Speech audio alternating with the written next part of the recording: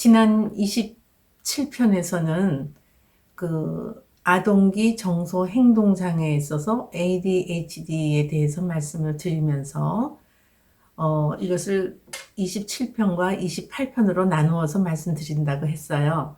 근데 27편의 지난 편에서는 그 ADHD 아동의 행동의 특징이 뭐고 원인에 대해서 말씀을 드렸고, 또 ADHD 아이들이 동반되는 다른 또 장애에 대해서 좀 말씀을 드렸는데, 오늘 28편에서는 그 ADHD를 어떻게 치료하고 또 그런 아이들을 양육하는 부모님들을 어떻게 잘 양육을 할 수 있도록 도와드리는 그런 부모 훈련 프로그램에 대해서 조금 말씀을 드리고자 합니다.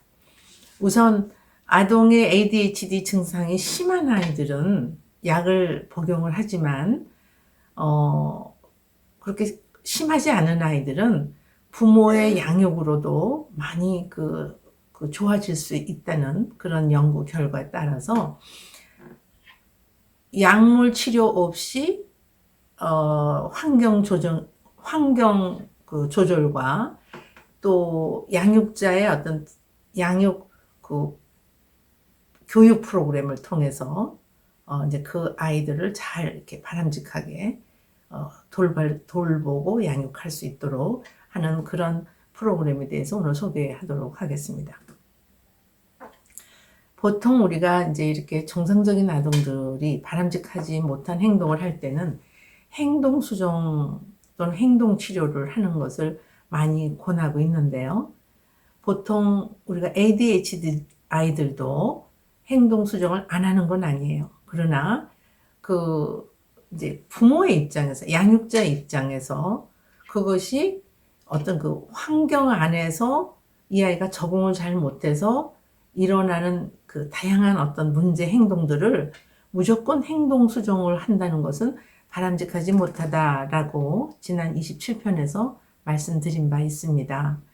그렇다면 문제 행동을 감소시키고 여러 영역에서 정서적인 발달을 하도록 도와주어야 하는데, 과연 어떻게 도와줄 것이냐. 집안의 어떤 환경이라든가 주변은 이렇게 정리정돈이 잘 돼 있어가지고 이 아이들이 심리적으로 좀 안정감 있게 해주는 것이 좋은데, 부모님들 이게 맞벌이 하시고 또 뭐 다른 아이도 양육해야 되고 이런 상황에서 이 한 아이한테 집중해서 모든 것을 다 이렇게 바람직하게만 한다는 것은 참으로 힘들 거라는 생각이 들어요. 그래서 집안 환경이나 주변은 이제 정리정돈을 가능하면 해서 아이들이 심리적으로 좀 이렇게 안정감을 가질 수 있도록 해주는 게 좋고요.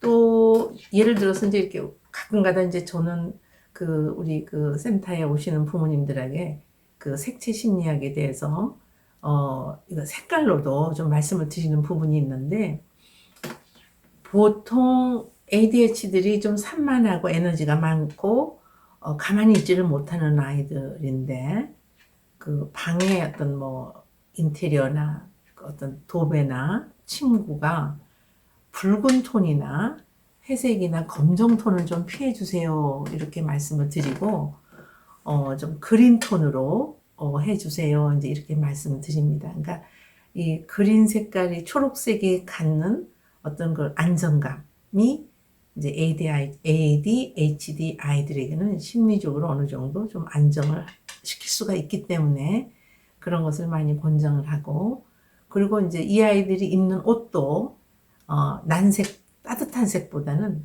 이제 찬 색깔, 예를 들어서 약간 이렇게 푸른 계통, 건색, 아니면은 이렇게 조금 약간 흰색, 아니면은 이렇게 그린톤, 이런 색들이 오히려 더 아이들의 심리적으로 좀 안정감을 줄 수 있는 색이다, 이제 이런 말씀도 가끔 제가 해드리는데요. 절대로 이제 붉은 톤 옷은 가능하면 입히지 않는 게 좋겠다. 이제 색깔을 보고 또 아이들에게 또 흥분하는 그런 것도 있기 때문에, 그래서 이제 색채 심리학에서 보면은 색깔이 사람들에게 주는 여러 가지 심리적인 어떤 효과가 있기 때문에 이제 드린 말씀이고요. 그 다음에 이제 아이들의 방은 가능하면 심플하게, 뭐 이렇게 가구도 심플하고 또 뭐가 이렇게 많이 있는 것보다는 그냥 가능하면 꼭 필요한 것들만 있어서 아이들이 이렇게 산만하지 않도록 이렇게 세심한 그 배려도 도움이 된다고 생각을 합니다. 그리고 이 ADHD 아이들이 이제 충동적으로 이렇게 행동을 이렇게 약간의 공격성을 가지고 할 때가 있기 때문에 그러한 바람직하지 못한 행동을 이렇게 비난하고 체벌하는 것보다는 바람직한 행동을 했을 때 인정과 격려와 칭찬을 아끼지 않는 오히려 그런 행동 수정 기술이 더 ADHD 아이들에게는 효과가 있다, 이렇게 말씀을 드릴 수가 있겠습니다. 그리고 이제 모든 아이들이 다 똑같겠지만 모든 아이들, 뭐 저희도 성인들도 마찬가지죠. 누군가로부터 인정을 받고 지지를 받고 격려를 받고 그리고 자기의 어떤 잘한 행동을 칭찬을 받는다면 이제 그 좋은 행동이 자꾸 강화가 되기 때문에 이제 그런 어떤 행동 수정은 바람직한데 이렇게 체벌하는 쪽으로 하는 행동 수정은 그렇게 바람직하지 않다고 지난 시간에 말씀을 드렸는데, 그럼 행동 수정을 어떻게 할 것인지에 대해서 이제 이따가 또 말씀을 드리도록 하겠습니다. 우선 가능한 한 아동이 칭찬을 많이 받을 수 있도록 지지해 주는 것이 상당히 중요하고요. 그리고 격려해 주고 그리고 인정해 주고 칭찬해 주는 거, 이것이 그 아이들의 자존감을 높여주기 때문에 상당히 바람직한 부모의 양육 태도다라고 말씀을 드릴 수가 있겠습니다. 때로는 체벌도 필요하죠. 체벌도 필요한데 최소한 아주 작게 하셔야 되고, 그리고 이제 그 체벌이라는 것은 어떤 뭐 신체적인 체벌을 하는 것이 아니라 그 아이가 뭐 정말 행복해 하는 어떤 그런 어떤 시간을 이렇게 뺏어가는 거죠. 뭐 게임을 뭐 하는 것을 뭐 줄인다거나 또는 뭐 어떤 뭐 친구들과 이렇게 어디 가서 놀이를 해야 되는데 그 시간을 좀 줄인다거나, 그래서 그 아이가 기대하고 있는 것을 좀 이렇게, 그런 체벌은 이제 효과가 있지만 신체적인 학대를 하는 그런 체벌은 오히려 더 역효과다, 이제 이렇게 말씀을 드릴 수가 있겠습니다. 그리고 그 최소한 엄격하게 일관성 있게 할 필요가 있어요. 그러니까 부모의 어떤 기분에 따라서 어떨 때는 그냥 아이를 그냥 이렇게 방임하듯이 바람직한 못한 행동을 해도 막 놔뒀다가 또 이제 부모님이 이제 하다 이제 스트레스를 받아서 짜증이 나니까 갑자기 이제 가서 뭐 이렇게 어떤 신체적인 체벌을 한다거나 이런 것들은 그렇게 크게 효과가 없다, 이렇게 말씀을 드리겠습니다. 그래서 아동의 이야기를 잘 듣고 그리고 이해해주고 공감하려고 노력을 해야 되는데, 사실 부모님들 입장에서도 너무나 많이 이제 이 아이들이 부산스럽고 가만히 있지를 않고 자꾸 이렇게 문제 행동을 하니까 이제 부모님들도 너무 많은 스트레스를 갖고 있다 보니까 본의 아니게 이제 체벌을 하는 경우가 많이 있을 수가 있습니다. 흔히 이제 집중력을 기르기 위해서 가만히 앉아서 하는 어떤 그런 뭐 바둑, 무슨 뭐 붓글씨 또는 뭐 피아노, 뭐 서예 이런 거를 가르치는데 대부분 아동들이 지속적으로 해나가지를 못해요. 그냥 에너지가 막 이렇게 산만하게 올라오는 애를 가만히 앉아서 바둑을 해라 또는 뭐 서예를 해라, 이거보다는 이제 저는 어떤 걸 권유하고 싶으냐면은 그 속에 있는 에너지를 다 발산할 수 있도록 뭐 운동장을 뛴다거나 축구를 시킨다거나 아니면 수영을 한다거나 뭐 아니면 태권도를 한다거나 이렇게 에너지를 그 외부를 이렇게 발산할 수 있는 그런 운동이 오히려 더 이런 아이들에게는 도움이 된다고 말씀을 드릴 수가 있겠습니다. 그냥 가만히 앉아있지 못하는 아이를 자꾸 가만히 앉아있는 어떤 취미를 가르치는 거는 사실 어려워요. 그리고 큰 도움이 되지 않고, 왜냐면 오래 하지 못하니까. 그래서 차라리 그냥 이렇게 뭐 요즘에 복싱도 하는 애들이 있지 않습니까? 킥복싱 같은 것도. 그래서 이렇게 에너지를 바깥으로 발산하는 그런 어떤 운동을 시키는 것이 도움이 된다. 그리고 단체 활동을 통해서 어떤 자제력과 그다음 팀워크와 그다음에 어떤 규율 등을 이렇게 습득할 수 있도록 연습할 수 있는 기회를 자꾸 이렇게 제공해 주는 거, 그것도 하나의 좋은 아이들에게는 에너지를 발산하고 사회성을 키우는데 많은 도움이 된다라고 말씀을 드릴 수가 있겠습니다. 그리고 이제 ADHD 아이들이 가장 이제 부모님들이 걱정하는 게 뭐냐면 학습 부진을 동반하기 때문에, 왜냐하면 따라가지 못하죠. 이게 집중이 안 되니까. 그래서 학습 부진을 동반하는 경우에는 이렇게 아주 적은 소그룹이나 개인 가정 교사에 의해서 개별 학습 등의 방법이 도움이 됩니다. 그러니까 뭐 학원에 가서 뭐 여러 명, 20명, 뭐 15명 이렇게 많은 아이들 속에 넣는 것보다는 개별적으로, 뭐 부모님들 경제적으로 어려운데 또 그것까지 신경 쓰려면 많이 힘드시겠지만, 이제 그러니까 개별적으로 하는 것이 좋다, 이제 이런 말씀을 드리겠고. 그러면 이제 ADHD 부모, 그러니까 그런 아동의 부모는 어떻게 양육하는 게 좋을까요? 근데 그렇게 이제 질문을 하시겠죠. 저희 센터에는 ADHD 아동의 이제 부모 훈련을 하는데 이제 9단계로 이렇게 하고 있어요. 이제 한번 오셔서 1시간 반 정도 훈련을 받으시고 이제 그렇게 해서 이제 9단계를 하게 되는데, 오늘 이제 영상에서는 그거를 다 소개하기는 어렵고, 우선 ADHD 아동의 부모 훈련이 상당히 필요하다라는 말씀을 드리겠고요. 버클리라는 학자가, 버클리 대학이 아니라 이 사람 이름이 버클리인데, 버클리라는 학자가 약물 치료는 ADHD의 핵심 증상에 영향을 미치고 또 주의 집중력을 향상시켜 준다. 그리고 충동성, 과다 행동, 그리고 공격성을 좀 감소시킨다. 그러니까 이 ADHD 아이들이 주로 처방받는 약은 이러한 어떤 신경 전달 물질이 영향을 줘서 좀 이 아이들이 좀 이렇게 충동성이나 과다 행동이나 공격성을 좀 이렇게 감소시키는 그런 어떤 약물을 처방을 해 줍니다. 그리고 학교에서의 문제 행동을 크게 개선시켜주는 그런 약들인데요. 근데 또 어떤 연구에서는 이런 약을 너무 오래 먹으면 또 다른, 그러니까 사이드 이펙트가, 그러니까 부작용이 있을 수 있다, 이제 이런 또 연구도 많이 있기 때문에 약을 함부로 복용하는 것은 그렇게 바람직하지 않다, 이렇게 이제 저는 말씀드리고 싶습니다. 그래서 아주 심해서 도저히 뭐 가만히 있질 않고, 뭐 가만히 있지 못할 때는 이제 자기 손도 뜯고 발도 뜯고, 막 어떤 아이는 머리도 쥐어뜯고 이제 이런 경우가 있기 때문에, 이제 그 정도 되면은 사회생활을 못하니까 약을 좀 복용을 해야겠죠. 근데 이제 그냥 에너지가 좀 많은 정도고 어느 정도 자기 조절이 좀 가능한 아이들은 부모의 어떤 훈련 교육을 통해서 그 아이들을 잘 양육할 수 있도록, 잘 상호 교류할 수 있도록 도와주는 그런 교육 훈련이 상당히 효과적이다, 이렇게 말씀드릴 수가 있겠습니다.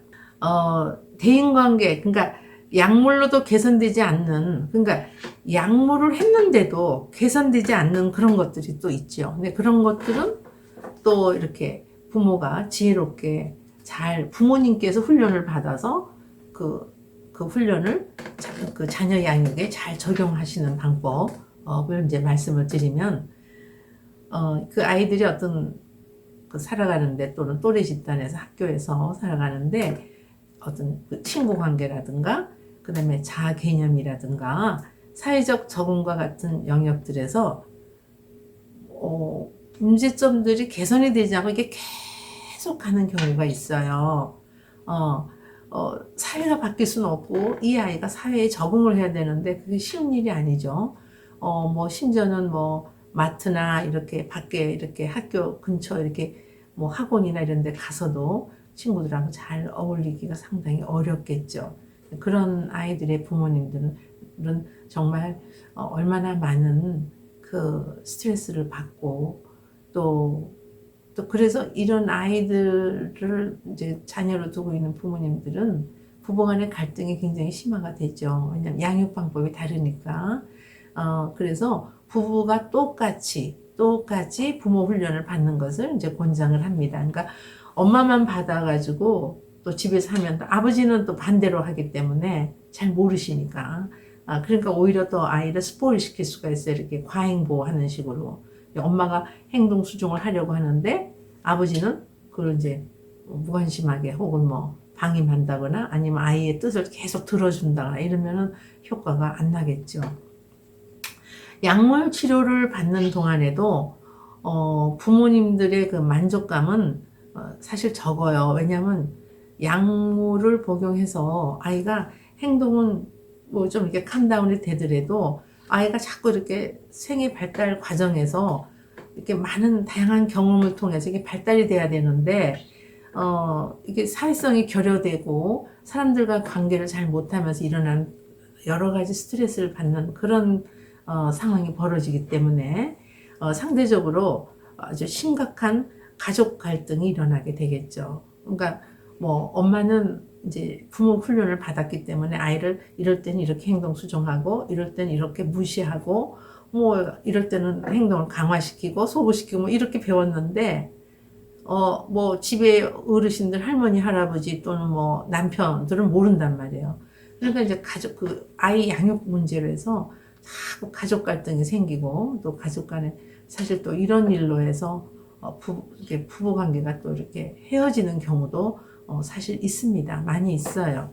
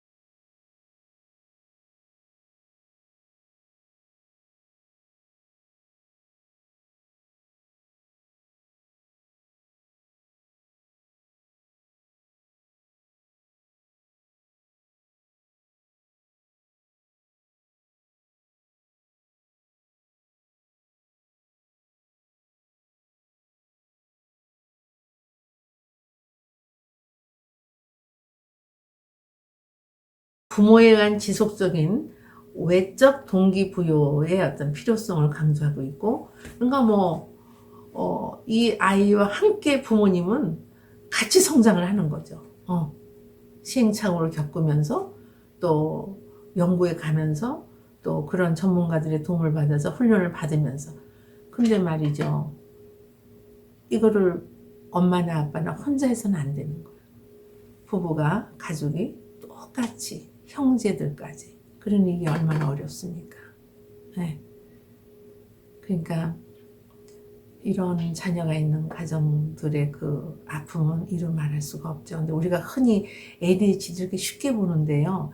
ADHD 아동들이 ADHD만 있는 것이 아니라 이제 성장해 가면서 다른 장애를 복합적으로 갖기 때문에, 왜냐하면 자기의 어떤 그러한 그 결핍된 부분 때문에 이게 또래 집단에서 적응이 안 되죠. 또 사회성이 결여돼서 대인관계 잘 안 되죠. 사람들과 소통이 안 되죠. 그러니까 이제 또 다른 어떤 증상들이 나타나죠. 지난 27편에서 말씀드렸다시피 뭐 우울증이라든가 뚜렛장애라든가 반항성 장애라든가 품행장애라든가, 그러니까 이게 딱 한 가지만 있는 게 아니라 이렇게 복합적으로 나타나기 때문에 어려운 거예요. 복합적으로. 그리고 이제 그걸로 끝나는 게 아니라 또 밖에 나가면은 이제 사람들과 이렇게 그 상호 교류를 잘 못하다 보니까 사회가 전반적으로 이런 ADHD나 또는 정서장애나 자폐나 발달장애, 지적장애들을 잘 이해하는 사람이 얼마나 되겠어요. 부모도 힘든데.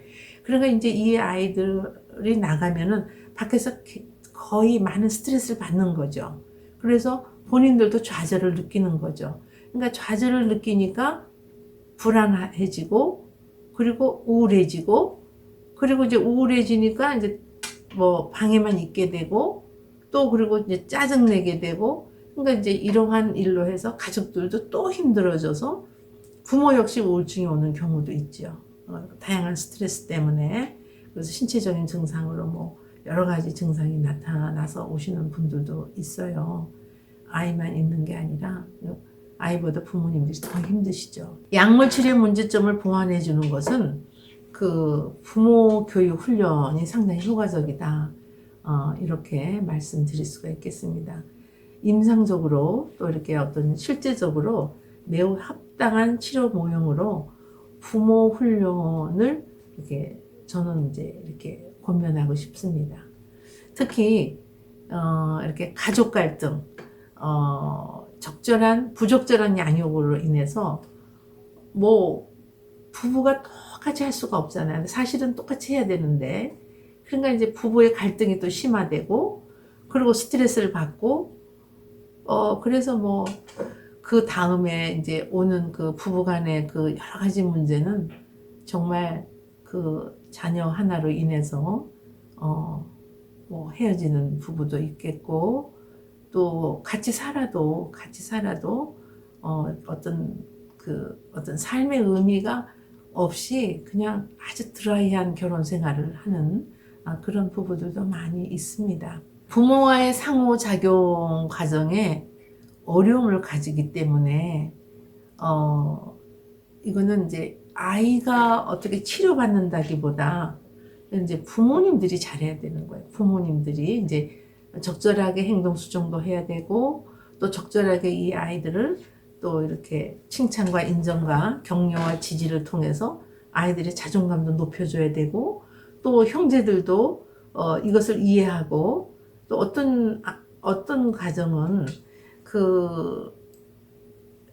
이제 부모님들이 이제 그 아이한테만 이제 신경을 쓰다 보니까 왜 나는 사랑받지 못할까 이렇게 또 생각하는 형제들이 있을 수가 있어요. 왜냐하면 정상적인 자녀한테는 이제 조금 신경을 덜 쓰고, 장애가 있는 자녀한테는 좀 더 신경을 더 쓰게 되는 경우에, 꼭 ADHD만 그런 게 아니고 지적장애라든가 자폐 아동을 가진 그런 부모님들은 그런 경우가 많이 있습니다. 그래서 그 장애가 가진 자녀도 힘들지만 그 형제 자매들도 많은 그 어려움 가운데 그냥 한 집에서 산다는 것이 상당히 이제 어려워지는 이제 그런 상황이 벌어지기도 하고, 또 그것 때문에 이제 상처가 돼서 자기는 사랑받지 못한다고 이렇게 또 오해를 하고 그걸 또 아파하는 아이들도 이제 가족 치료 때 이렇게 가끔 와서 이렇게 형제 자매들도 이제 상담을 제가 권면할 때가 있는데요. 부모가 이제 양육 스트레스가 너무나 심하기 때문에 부모님들도 이제 우울증이나 고립감이나, 뭐 부모님들이 보통 자녀들 친구분들하고 이렇게 어울려서 하는 일에서 자꾸 소외되는, 뭐 별로 가고 싶어 하지 않는 뭐 그런 경우도 일어날 수가 있겠지요. 그리고 부모도 자존감이 낮아지죠. 그러니까 뭐 가서 내 자녀에 대해서 뭐 좋은 얘기보다는 계속 이렇게 걱정되는 이야기를 들어야 되는 입장이 될 수도 있고, 또 다른 부모님들이 자기 아이하고 또 이렇게 조금 거리를 두게 하는 그런 분위기를 또 이렇게 느낄 수가 있기 때문에 그런 것 때문에 많은 스트레스를 받을 수도 있습니다. 그래서 이런 부모들의 경우에 양육 태도, 그러니까 양육 때문에 그 양육 스트레스가 엄청 심해지고, 우울감과 고립감과 낮은 자존감, 그 다음에 어떤 무기력증, 학습된 무기력증으로 이렇게 힘들어하시는 그 부분들을 이제 종종 만나게 되는데요. 부모로서의 자신감도 저하되고, 그리고 아동에 대한 이제 바람직하지 못한 양육 태도를 이제 그렇게 하면 안 된다고 하지만 사람이다 보니까 힘들어서 또 이제 스트레스를 그 아이한테 푸는 그런 경우도 일어날 수가 있겠습니다. 이 부모 훈련 프로그램의 목적을 보면은 그 ADHD 아동의 부모 훈련에서는 첫째는 양육 기술을 배우는 거예요. 양육 기술.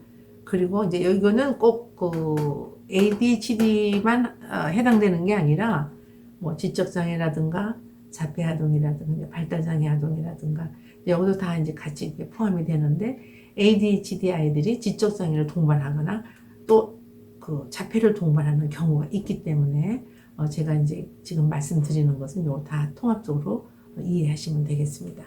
그래서 부모 양육, 자녀를 양육하는 기술을 배워서 아동의 문제 행동을 어떻게 이제 다룰 것인가에 대한 이제 능력을 향상시키는 것이 이제 부모 교육의 첫 번째 목적이 되겠고요.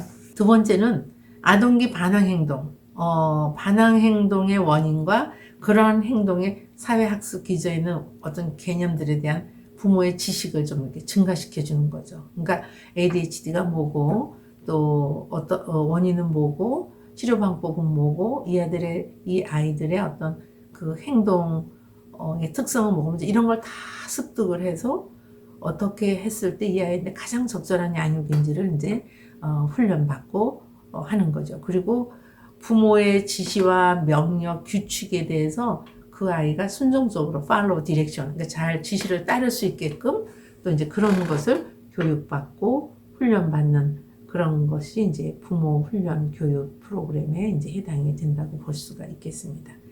네 번째는 자녀에게 더 많은 긍정적인 그 피드백을 하는 게 중요하죠.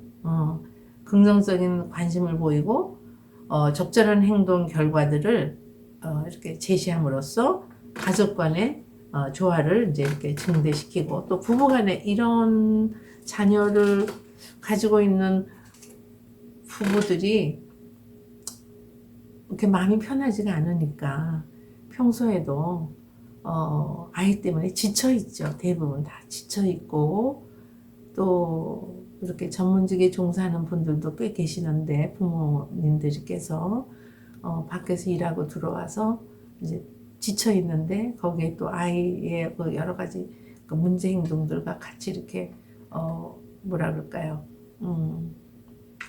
집안에서 이제 그걸 또 다시 또 이렇게 돌봄의 어떤 양육을 해야 된다는 거에 대한 많은 스트레스를 가질 수가 있겠지요. 오늘도 그 ADHD 아동들의 그 치료와 그 다음에 이제 부모님들의 이제 교육 프로그램에 대해서 잠시 말씀을 드렸고요. 지난 시간에 ADHD 그 증상과 아동들의 특성, 아동들의 문제 행동의 특성에 대해서 이렇게 말씀을 드렸고, 그래서 27편과 또 오늘의 28편을 이렇게 함께 보시면 더 도움이 되시리라고 생각이 됩니다. 요즘에 그 코로나 때문에 정말 심려가 많으신데요. 정말 이 코로나19가 빨리 진정이 되기를 간절히 바라는 마음입니다.